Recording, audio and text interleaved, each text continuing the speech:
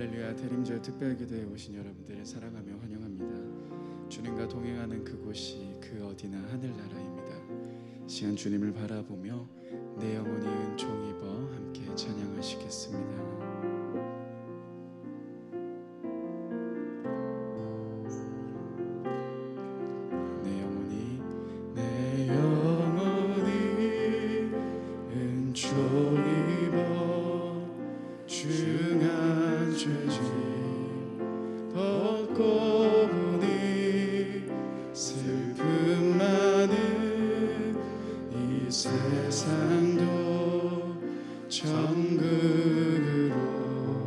다시 한번 내 영혼이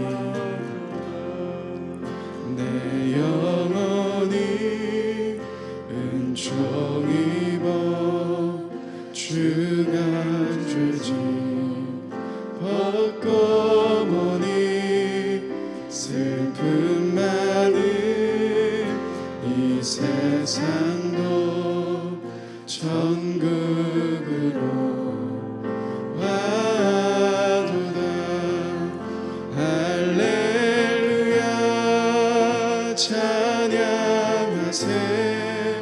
내 모든 죄 사함받고 주 예수와 동행하니 그 어디나 하늘 주의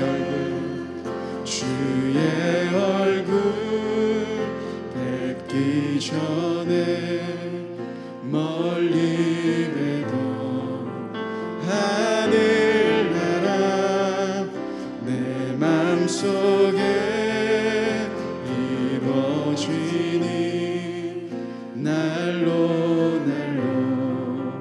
가깝도다. 할렐루야 찬양하세 내 모든 죄 사함받고 주 예수와 동행하니 그 어디나 하늘나 높은 산이 거친 들이 조막이나 궁궐이나 내 주 예수 모신 곳이 그 어디나. 다시 한번 3절 고백하겠습니다. 높은 산이 거친 들이 조막이나 궁궐이나 내 주 예수 모신 곳이 그 어디나 하늘나라. 할렐루야 찬양하세 내 모든 죄 사함받고 주 예수와 동행하니 그 어디나 하늘. 할렐루야 찬양하세 할렐루야 찬양하세 내 모든 죄 사함받고 주 예수와 동행하니 그 어디나 하늘나라. 내 영혼의 그 깊은 데서 맑은 가락이 울려 나네. 하늘 곡조가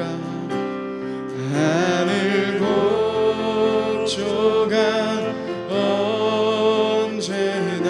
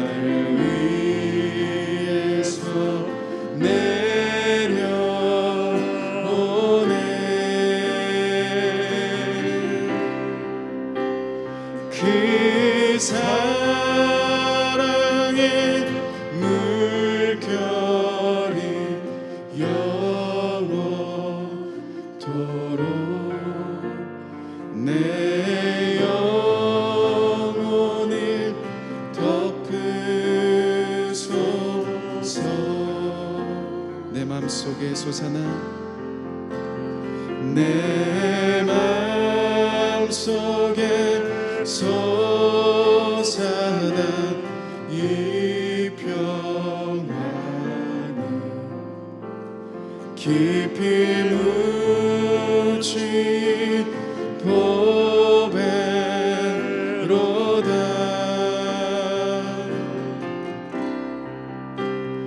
나의 보화를 캐내어 가져갈 자 그 아무도 없으리라. 평화 평화로다.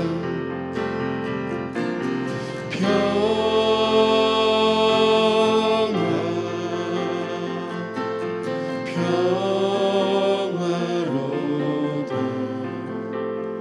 하늘 위에서 내려오네.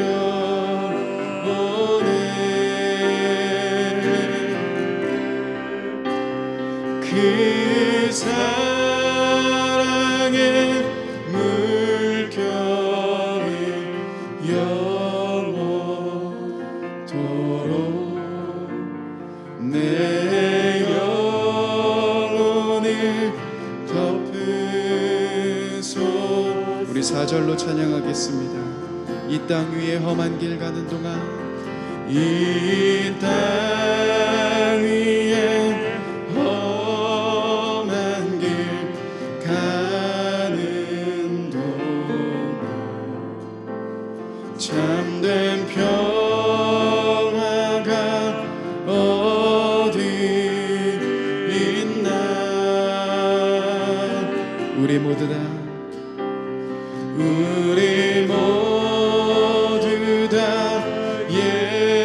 예수를 친구 삼아 참 평안을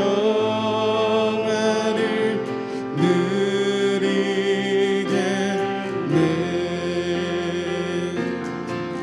평화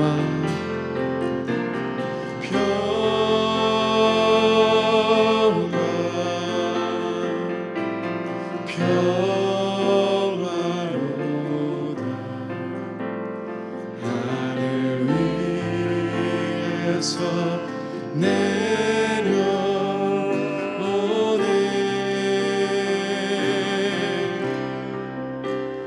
그 사랑의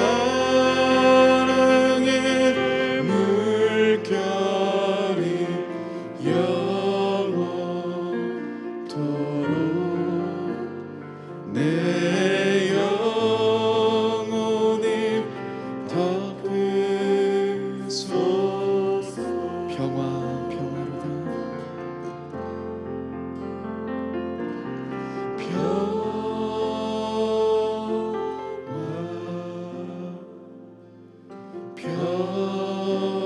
평화로다. 하늘 위에서 내려오네.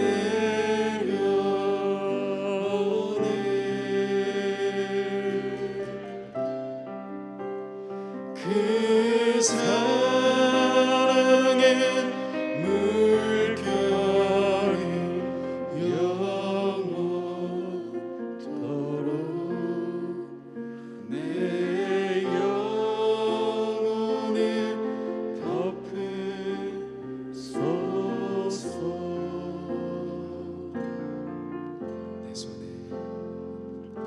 내 손을 주께 높이 듭니다. 내 찬양 받으실 주님, 내 마음을 주께 완전합니다. 내 찬양 받으실 주님, 슬픔 대신 되시리라. 그 죄 대신 되신 화관을 근심 되신 찬송의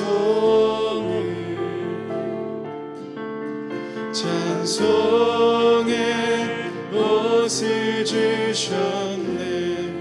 내 손을 주께 높이 내 손을 주께 높이 듭니다. 내 찬양 받으실 주님 내 마음을 주께 완장합니다. 내 찬양 받으실 주님 슬픔 대신 일하길 슬픔 대신 일하길 죄 대신 화관을 근심 되신 찬송의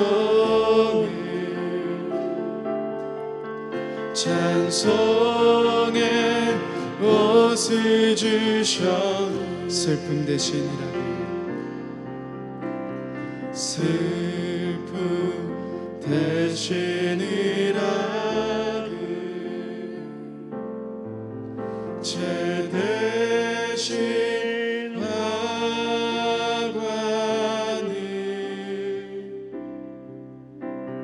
근심 되신 찬송의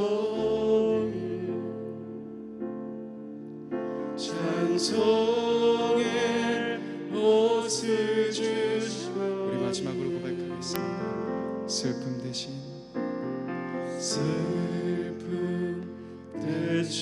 일하길 죄 대신 화관을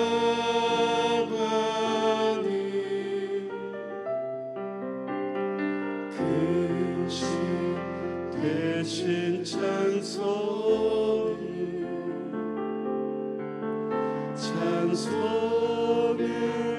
옷을 주셨네. 이 시간 한번 같이 한번 기도하며 나갔으면 좋겠습니다. 주님은 우리들의 슬픔을 기쁨으로 바꿔주십니다. 우리의 근심을 찬송으로 바꿔주십니다. 이 시간 우리들의 모든 것들을 바꿔주실 그 주님을 기대하며 주님 한 분만을 의지하며 주님 내가 주님 한 분만을 소망합니다. 주님 한 분만을 바라봅니다. 같이 우리들의 모든 마음들 근심과 걱정들 모든 마음들을 주님께 올려드리며 같이 주님을 의지하며 함께 기도하며 나가겠습니다. 함께 기도하시겠습니다.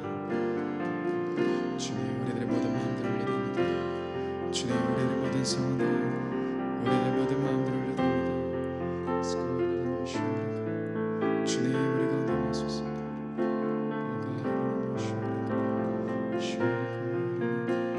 주님 우리 모든 마음들 우리의 모든 관심을 올려드립니다. 성령 하나님 성령 하나님의 마소서. 주님의 마소서.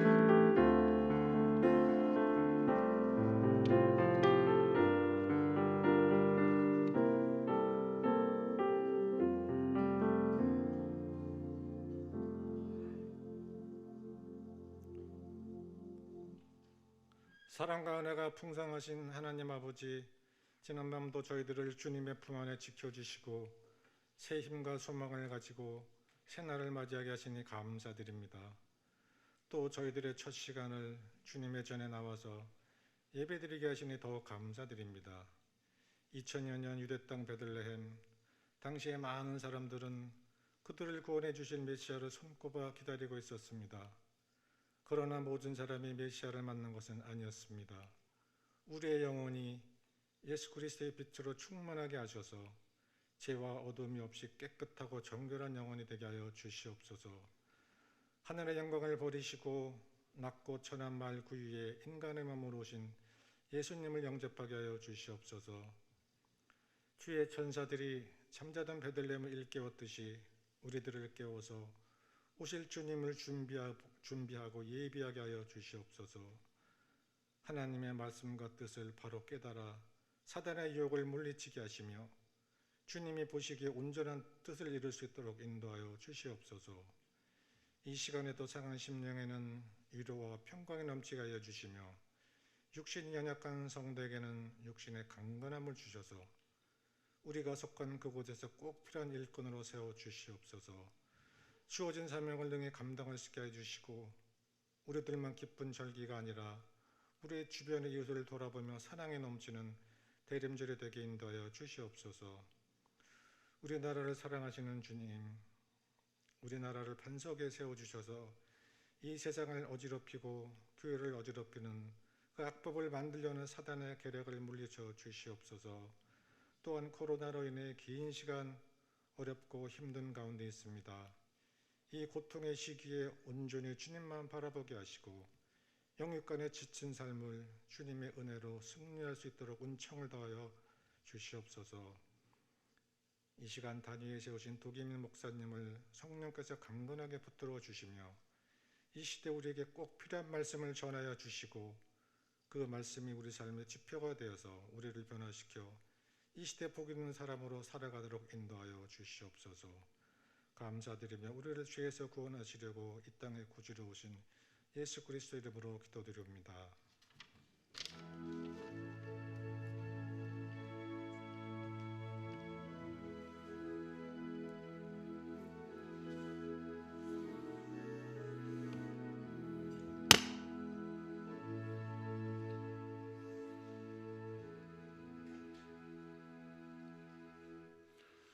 오늘 우리에게 주신 하나님 말씀은 창세기 40장 1에서 8절까지의 말씀입니다.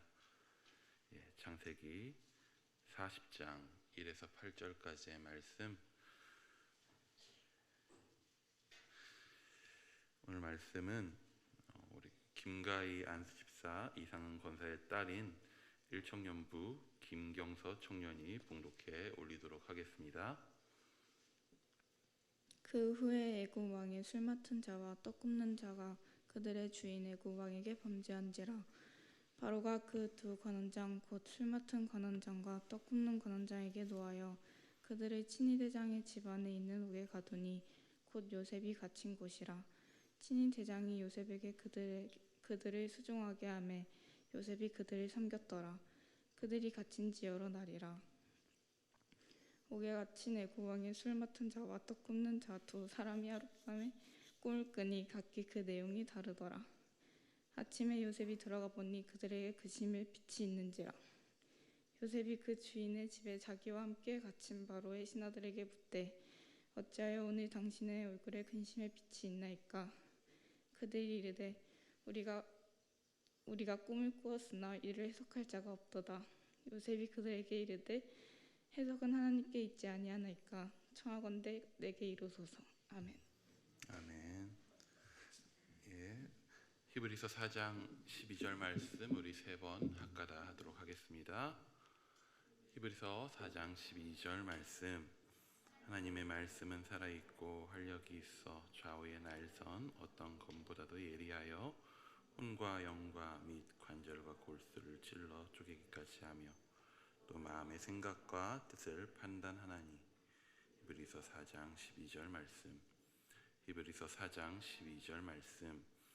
하나님의 말씀은 살아있고 활력이 있어 좌우의 날선 어떤 검보다도 예리하여 혼과 영과 및 관절과 골수를 찔러 쪼개기까지 하며 또 마음의 생각과 뜻을 판단하나니.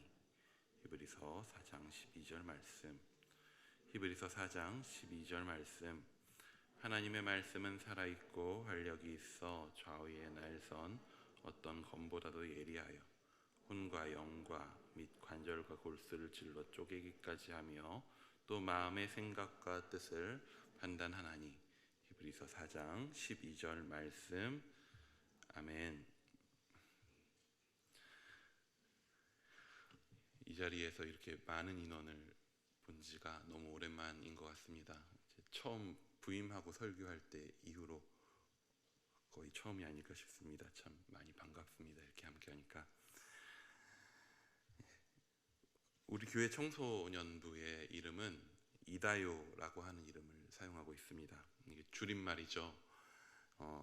이는 이 세상에, 그리고 다는 다윗과, 그러면 요는 누구일까요? 분분하네요. 예. 다윗과 하면 누가 떠오르죠? 예, 분분합니다. 저는 순식간에 처음에 들었을 때 다윗이니 당연히 다윗과 요나단이라고 그냥 아무 생각 없이 머리에서 그냥 관성으로 떠올랐었습니다. 그런데 그냥 관성처럼 떠올랐다가 아무도 그냥 뭐 따로 설명해주거나 당연하게 다 알고 있으려니 하고 지나가다가 생각하면 생각할수록 근데 요나단은 너무 빨리 죽지 않나? 라는 생각이 들더라고요.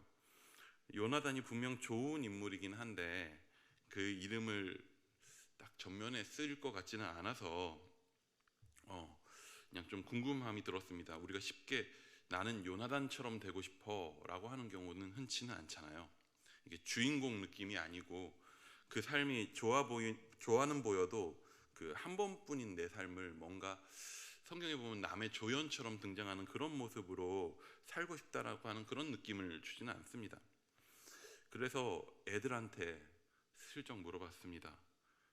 요가 요나단이야? 그랬더니 아니더군요. 요셉이었습니다. 역시 부임하고 거의 한 달 만에 이다요 청소년부가 이 세상의 다윗과 요셉 청소년부라는 걸 깨달았습니다. 요셉이라면 이름 올릴만 하죠. 요셉이라면 확실히 주인공으로 보이는 인물이죠. 사랑받는 아들로 태어나서 여러 고생 겪긴 하지만 결국에 애굽이라고 하는 당시에 그래도 나라다운 나라의 총리가 되고 단순히 높은 자리에 오른 것뿐만 아니라 그의 삶을 통해서 하나님은 흉년에 죽게 될 그 주변의 수많은 나라의 사람들을 구원하셨습니다. 이런 모습을 생각해 보면 청소년부 아이들이 요셉 정도면 롤모델로 삼을 만하다라는 생각이 듭니다. 당장에 부모님들도 우리 자녀가 요셉과 같은 사람 되기를 기도할 만하죠. 근데 한번 진지하게 우리는 그런 질문들, 누구를 닮고 싶다 이야기할 때 진지하게 한번 질문을 해봐야 됩니다. 정말 여러분 요셉처럼 살기 원하십니까? 우리의 자녀들이 요셉과 같은 인생을 살기 원하십니까? 전과자인데 저는 사실 그렇게 끌리지 않습니다. 우리는 요셉을 통해 이루어진 놀라운 일들에만 쉽게 집중합니다. 물론 눈을 끄는 일들이 참 많죠. 30세에 총리가 되고 꿈을 해석하고 시대를 통찰하는 판단력, 그 결과 주변 나라들의 흉년을 해결하고 애굽을 결국에 초강대국으로 되게 하는 그런 인물, 그리고 말년에 형제들에 대한 용서까지. 정말 어떻게 보면 그의 일생은 좋은 모습만 보면 정말 닮고 싶은 모습들입니다. 하지만 우리는 그의 어려운 시절 또한 잘 알고 있습니다. 그의 젊은 날은 굴곡 가득한 시간들이었습니다. 그는 어린 시절은 부잣집 도련님이었죠. 많은 형제들이 있었지만 요셉은 그 중에서도 독보적으로 아버지의 사랑을 받는 그러한 자녀였습니다. 당장 다른 형제들의 옷과 요셉의 옷을 비교만 해봐도 알 수 있습니다. 그는 홀로 색동옷을 입는 사랑받는 사람이었습니다. 근데 그렇게 사랑받던 아이가 17세의 나이에 무슨 일을 당합니까? 그는 자기의 형제들에게 죽을 뻔합니다. 그의 형제들이 그를 죽이려 했습니다. 유다의 중재로 죽음을 면하긴 했지만 17년간 사랑받을 줄밖에 몰랐던 그 아들은 자기가 가장 믿을 만한 존재라고 여겼었던 자신들의 형제들에 의해 죽을 뻔합니다. 어찌되었건 다행인지 모르겠지만 그는 죽지 않고 팔려가지요. 그의 인생의 광야가 시작된 것입니다. 그때부터 그는 정말 광야길을 걸어갑니다. 실제로도 팔려서 광야길을 지나 나중에 그의 후손들이 출애굽 이후 걸어갈 광야의 길을 지나서 애굽 땅으로 내려갑니다. 그리고 그곳에서 그는 한 집에 이전에 사랑받던 아들의 모습이 아닌 종으로 팔려가게 됩니다. 사람이라는 것이 단순히 안 좋은 일이 계속 겹치기만 한다고 해서 그 인생의 충격이 큰 것만은 아닙니다. 실제로 도리어 이전의 상황과 이후의 상황의 격차가 너무 클 때, 이전에 좋았던 상황에 비해서 이후에 안 좋아진 상황이 너무나도 낙차가 클 때 더 많은 인생의 충격을 받게 될 수 있습니다. 가족을 떠나서 광야를 지나 도착한 애굽이라고 하는 곳은 당장 요셉에게 있어서 익숙할 수가 없는 곳입니다. 이게 여행 온 것이 아닙니다. 이전과는 너무나 다른 신분과 다른 역할로 거기서 살아가야 합니다. 인생이 너무나 심각하게 바닥으로 떨어져 버렸습니다. 근데 그럼에도 불구하고 그의 인생에 다시 한번 기회가 오죠. 요셉은 그가 팔려온 애굽 사람 보디발의 집에서 가정 총무가 됩니다. 그가 팔려온 집은 바로 왕의 친위 대장의 집이었습니다. 애굽 내에서는 꽤나 유력한 집안이었을 것입니다. 근데 요셉은 그 집의 모든 재산을 관리하는 사람이 되었다고 합니다. 팔려온 삶이긴 했지만 하나님은 요셉과 거기서 함께 하셨습니다. 어찌 보면 노예로 팔려온 슬픈 인생이지만 그곳에서도 하나님은 동행하심을 보여주십니다. 그리고 하나님의 그 동행하심은 그 주변 사람들의 눈에도 밝히 보일 정도로 드러났습니다. 요셉은 그 유력한 집안에 나름 힘이 있는 종이 됩니다. 애들 쓰는 말 중에서 될 놈 될이라고 하는 줄임말이 있습니다. 무슨 말일까요? 될 놈은 된다 라고 하는 말입니다. 요셉이 그런 인물이었을까요? 버려진 그의 인생이 다시 좀 피어오르는 것 같습니다. 이제 뭔가 되는 것 같습니다. 근데 그런 그에게 더 충격적인 일이 다시 다가오게 됩니다. 사람이 인생에 뭔가 기대를 가졌는데 그 기대를 다시 빼앗겨버리는 것만큼 고통스러운 것이 없습니다. 요셉은 다시 한번 광야의 길에 들어서게 됩니다. 그는 자신을 유혹하려고 하는 주인의 아내를 거절하다가 어떻게 됩니까? 주인의 아내를 겁탈하려고 했다는 누명을 쓰게 됩니다. 보디발의 집안이 누구 때문에 복 받았다고 합니까? 요셉 때문이라고 합니다. 하나님이 요셉 때문에 보디발의 집과 그의 밭에 여호와의 복이 미치게 했다고 합니다. 요셉이 얼마나 보디발을 위해서 애썼을까요? 근데 요셉은 다시 한번 그의 인생의 배신을 경험하게 됩니다. 보디발의 아내는 자기 정욕으로 요셉을 모함했고 자신이 그렇게도 충성했던 주인은 가차없이 요셉을 감옥에 가두어 버렸습니다. 사랑받던 집에서 형제들에게 배신당해 죽을 뻔하다가 타지로 쫓겨났습니다. 버려진 곳에서 애써서 살아가다 보니 뭔가 좀 이제 인생이 풀리는 것 같았습니다. 하지만 다시 한번 풀릴 것 같았던 그의 인생은 말도 되지 않는 모함에 이제 아예 바닥인 감옥에까지 떨어지게 됩니다. 다시 한번 여쭤봅니다. 요셉처럼 되고 싶으십니까? 그 말은 17세의 형제들에게, 가장 믿었던 사람들에게 배신당해 팔려서 광야로 가는 것을 의미합니다. 요셉처럼 되고 싶으십니까? 그 말은 자신이 애써서 충성했던 직장에서 어떤 사람에게 모함받아서 감옥에 떨어지는 것을 의미합니다. 믿음의 사람이 되고 싶으십니까? 예수님 따르는 사람이 되고 싶으십니까? 그것은 지금 우리가 우리의 인생을 광야로 걸어간다라고 하는 것을 의미합니다. 근데 한편으로 또 반대로 지금 이미 고통과 고난 가운데 지금 광야 속에 헤매고 계십니까? 그렇다면 어찌 보면 우리는 어떤 상황보다도 하나님과 깊이 동행할 수 있는 곳에 와 있는 것일 수 있습니다. 오늘 본문은 요셉이 지나왔던 그 광야를 어떻게 바라보고 있는가, 요셉이 자신이 지나왔던 광야를 어떻게 지금 바라보고 있는가라고 하는 그 현실을 우리에게 엿보게 합니다. 요셉이 떨어졌던 그 나락, 바닥 중에 바닥인 감옥에 두 명의 사람이 들어오게 됩니다.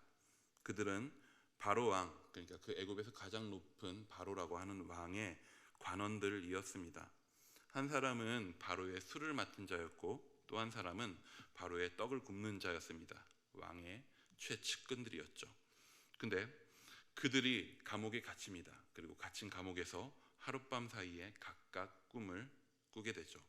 근데 꿈을 꾸고 나니 그 꿈이 심상치가 않습니다.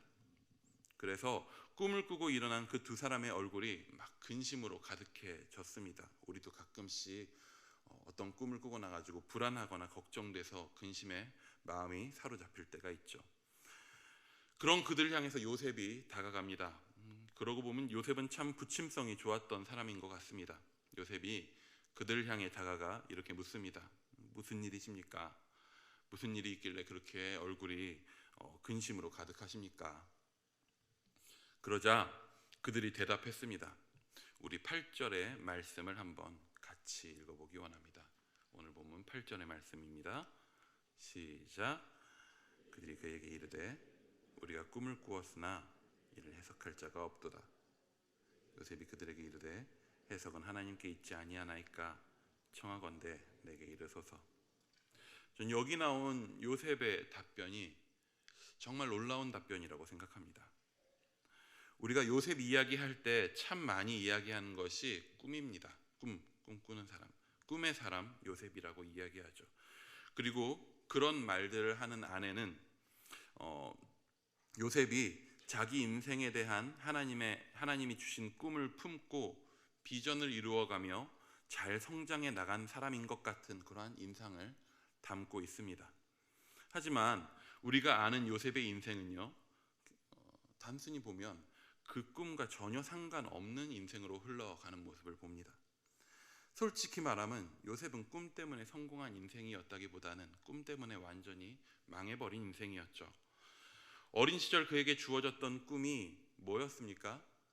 형제들이 쌓았던 볕단이 자기 볕단에게 절했다는 것입니다. 해와 달과 별들이 자신에게 절했다는 것입니다. 이건 사실 당시에 전혀 해석할 필요가 없었던 꿈이었죠. 대놓고 그냥 형제들과 부모가 자신에게 절하게 될 것이라는 것을 보여주는 그러한 꿈이었습니다. 이건 말하는 순간 대놓고 시비 거는 꿈이었죠. 그리고 그 꿈은 어떤 결과를 초래하게 됩니까? 양을 치고 있는 형제들에게 요셉이 나아갈 때에 형제들이 요셉을 보고 말합니다. 야, 저기 꿈꾸는 자가 오는도다. 요즘 말로 하면 굉장히 칭찬 같지만 당시에 형제들이 이 말을 했을 땐 굉장히 위협을 하는 말이었죠. 저기 꿈꾸는 자가 오는도다. 조롱하는 말이었죠. 굳이 따지면요, 요셉의 인생은 꿈 때문에 무언가 성공하고 잘 되기보다는 꿈 때문에 망한 겁니다. 요셉이 그 꿈을 꾸지 않았더라면, 꿈을 꾸고 빨리 그냥 까먹었더라면, 혹은 최소한 그 꿈꾼 거를 형제들에게 엄마 아빠한테 말하지 않았더라면 형제들이 그를 죽이거나 팔아 넘기려고 하는 생각까지는 하지 않았을 것입니다. 그 꿈이 도화선이 돼버렸죠. 요셉이 꾼 꿈이 그 계기가 돼버립니다. 제가 요셉이었으면요, 제가 감옥에 갇혀 있었던 요셉이었으면 꿈이라고 하는 그 단어는 꿈에도 생각하기 싫은 단어였을 것 같습니다. PTSD라고 하죠. 트라우마. 꿈에 기억자만 들어가도 두려워지고 불편했을 것 같습니다. 나한테 꿈 얘기하지 말라고. 요셉 인생에 계속 후회가 되진 않았을까요? 그때 그 꿈을 안 꿨더라면, 그때 그 꿈을 말하지 않았더라면, 하나님이 그 꿈을 나한테 꾸지 않게 하셨더라면 지금 내 인생이 여기까지 오지 않았을 텐데. 근데 우리는 8절의 말씀에서 그 꿈에 대한 요셉의 자세를 보게 됩니다. 요셉은 꿈의 해석이 누구에게 있다고 합니까? 괜한 꿈 때문에 인생이 망해버린 사람이 꿈 때문에 근심하고 있는 두 사람을 향해서 지금 말합니다. 해석이 하나님께 있지 않습니까? 꿈 때문에 형들이 안 그래도 시기하던 나를 죽이려고까지 했습니다. 꿈 때문에 광야길을 지나 애굽에 팔려왔습니다. 꿈 때문에 억울한 삶이 계속되었습니다. 꿈 때문에 들어선 광야에서 아직 벗어나지 못하고 있습니다. 아직 광야 중입니다. 이쯤 되면 꿈 이야기는 요셉 앞에서는 금지해야 됩니다. 요셉 앞에서 꿈 이야기하면 선을 넘는 거죠. 근데 요셉은 이야기합니다. 해석이 하나님께 있습니다. 요셉은 아직 자신의 꿈이 어떻게 될지 알지 못한다고 하는 것입니다. 해석이 전혀 필요 없을 것 같던 그 어린 시절의 꿈이 보여줬었던 표면적인 이야기는 사실 지금 온데간데 없죠. 형제들도 없고 엄마 아빠도 없고 누가 나한테 좋아할 일도 없는 가장 밑바닥에 있는 인생입니다. 누가 요셉에게 절합니까? 그는 계속 누군가에게 계속 자기가 절하고 조아리는 삶을 살고 있습니다. 그는 높아진 적이 없습니다. 높아질 듯한 순간은 그저 더 높은 곳에서 낮은 곳 아래로 떨어지는 순간이었을 뿐입니다. 근데 그는 꿈의 해석이 여전히 하나님께 있다고 이야기합니다. 오늘 그가 한 이 말은 평소에 익숙한 격언 같은 것을 그냥 꿈의 해석은 하나님께 있죠라고 하는 격언을 그냥 입술에 익숙한 대로 내뱉은 것이 아닙니다. 그는 자신이 꾸었던 꿈에 대한 하나님의 해석을 여전히 지켜보고 있는 것입니다. 나를 향해서 갖고 계신 하나님의 계획이 아직 이루어지지 않았음을, 지금 나의 삶이 광야했지만 여전히 하나님의 해석 가운데 있는 중임을 바라보고 있는 것입니다. 어떻게 결론 날지는 모릅니다. 사실 지금까지 그 꿈이 자신의 삶에 이루어지는 모습은 전혀 이해가지 않는 모습들 뿐입니다. 계속 그런 일들의 연속입니다. 대충 그냥 그 인생이 감옥에 떨어지는 때쯤에는 그냥 요셉이 마음속으로 야 그냥 개꿈이었나 보다, 잊어버리자. 아니 그 꿈을 기억하는 것조차도 서글프다, 잊어버리자 생각했었어야 될지 모르겠습니다. 그렇지 않으면 너무나도 고통스러운 것입니다. 그 꿈을 개꿈이라고 생각하지 않으면 너무 서글퍼집니다. 자기 인생이 믿었던 형제들과 충성했던 주인에게 배신당한 정도를 넘어서 마치 하나님한테 배신당한 것 같은 느낌까지 들 것입니다. 그때의 그 꿈이 그냥 내 개꿈이었다 생각하지 않으면 끊임없이 마음속에 하나님이 내 인생을 망치고 있어 라는 생각이 들 것입니다. 근데 요셉은 그 생각들 사이에 다른 믿음을 계속 품고 있습니다. 개꿈이라고 버리는 것도 아니고 혹은 하나님이 그 꿈으로 내 인생을 가지고 장난치고 있다는 생각도 하지 않습니다. 요셉은 이렇게 바라봅니다. 오늘 나에게 온 이 광야 같은 모든 시간들이 내 인생을 하나님의 뜻대로 해석해 가시는 과정이다. 그렇게 요셉은 바라봅니다. 오늘 나에게 일어나는 전혀 이해가지 않는 이 일들이, 말도 안 되는 고통이, 하나님이 보이지 않는 이 광야가 내 인생을 통해 당신의 놀라운 아름다운 일들을 이루어 가시는 해석의 과정이라는 것을 요셉은 바라봅니다. 그래서 그는 그 광야의 과정 속에서도 막 살지 않습니다. 사람이 바닥까지 떨어지면, 그렇게 서글프고 고달프면 사람이 막 살게 되기 쉬운데 요셉은 그 과정에서도 막 살지 않습니다. 이미 망친 인생이라고, 망친 삶이라고 생각하지 않습니다. 이제 하나님 상관없이 야 이제 내 힘으로 살아야 되겠다, 그런 삶이 됐다라고 생각하지 않습니다. 그가 형제들에게 팔리기 이전에 살았었던 자신의 삶의 모습들을 꾸준히 유지합니다. 그건 바로 돌보고 섬기는 삶이었습니다. 감옥에 있던 요셉이 밤새 꾼 꿈에 근심하고 있었던 바로의 두 관원장에게 다가갔던 것은 단순히 요셉이 오지랖이 넓은 사람이어서 혹은 그냥 부침성이 좋은 사람이어서만이 아닙니다. 그는 옥중에 있는 죄수들을 돌보는 일을 맡고 있었습니다. 그는요 항상 그 평생에 돌보는 자였습니다. 그 전에 보디발의 집에서는 그는 어떤 사람이었습니까? 그는 그 집의 모든 종들과 재산을 돌보는 자였습니다. 그는 자신이 종의 자리에 있던지 감옥의 자리에 있던지 주변의 모든 이들을 돌보는 사람이었습니다. 심지어 그는 애굽으로 팔려오기 전에도 돌보는 자였습니다. 요셉의 형제들이 양을 치는 자들이었죠. 즉 양을 돌보는 자였습니다. 그렇다면 아버지 야곱은 요셉을 그들에게 보내서 형제들을 살피도록 합니다. 단순히 염탐하고 오라가 아니라 형제들이 잘 지내고 있는지, 그들의 필요가 없는지 요셉을 통해서 형제들을 바라보고 돌보게 했었던 것입니다. 그는 그의 집에서도, 보디발의 집에서도, 심지어는 감옥에서도 누군가를 돌보는 자로 살아갑니다. 여러분, 인생 광야에서 가장 하기 힘든 일이 뭔지 아십니까? 광야에서 가장 하기 힘든 일이 뭘까요? 그거는 남 살피는 일입니다. 나 아니고 남을 살피는 일입니다. 왜냐하면 광야는 내 몸 하나 살피기도 힘든 곳이거든요. 내 몸 하나 돌보기 힘든 곳이 광야입니다. 하지만 요셉은 자기 인생의 가장 깊은 광야에서도 주변 돌보기를 멈추질 않습니다. 그게 그가 잘하는 일이었고 그에게 주어진 일이었습니다. 그리고 하나님은 결국 그를 어떻게 쓰십니까?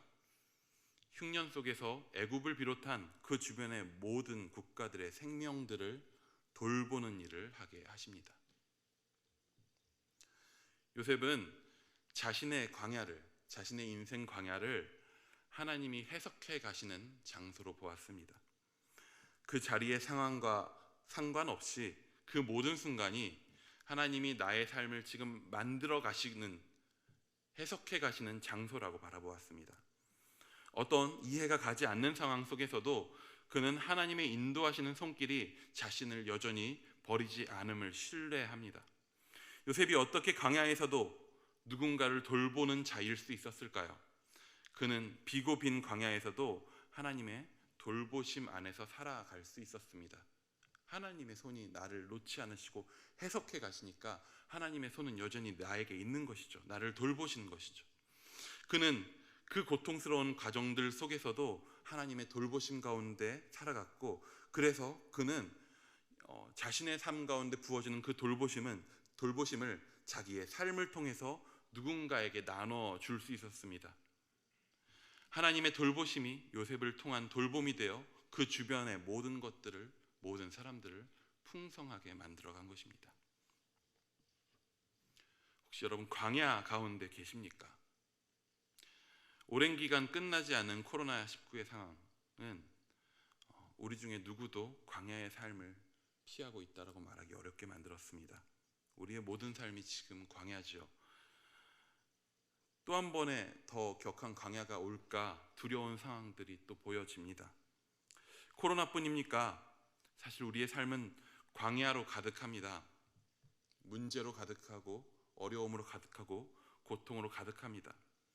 그때에 우리는 무엇을 바라보고 있습니까? 우리에게 있어서 광야는 해석의 장소입니다. 단순히 오늘 너무나도 힘들고 내 몸 하나 돌보기 바빠라고 말하는 장소가 아니라, 광야는 내 삶을 만들어 가시는, 내 삶의 결론을 해석해 가시는 하나님이 만들어 가시는 장소입니다. 하나님이 우리 삶의 결론을 해석해 가시는 과정입니다. 우리는 결론을 알지는 못합니다. 하지만 확실한 것은 그 해석의 과정을 통해 하나님의 손이 우리의 길을 인도하고 계시다는 것입니다. 오늘의 삶이 이해가지 않고 해석되지 않아 고통스러울 때가 있습니다. 힘들 때가 있습니다. 그때에 신뢰하시기 바랍니다. 우리 삶을 해석해 가시는 하나님을 바라보기 원합니다. 광야에서 우리와 동행하시는 하나님을 보기 원합니다. 광야지만 그렇기에 더 깊이 나와 함께 하시고, 그렇기에 더 강한 손으로 나를 인도하시는 그분을 경험하기 원합니다. 나 스스로 돌아보기 버거운 그곳이지만 거기에서 내 삶을 돌보시는 그분으로 인하여서 내 삶이 도리어 누군가를 돌보고 풍성케 하는 일을 우리가 경험할 수 있기 원합니다. 해석하시는 하나님 가운데서 오늘도 풍성함을 누릴 수 있기를 축원합니다. 잠시 기도하겠습니다.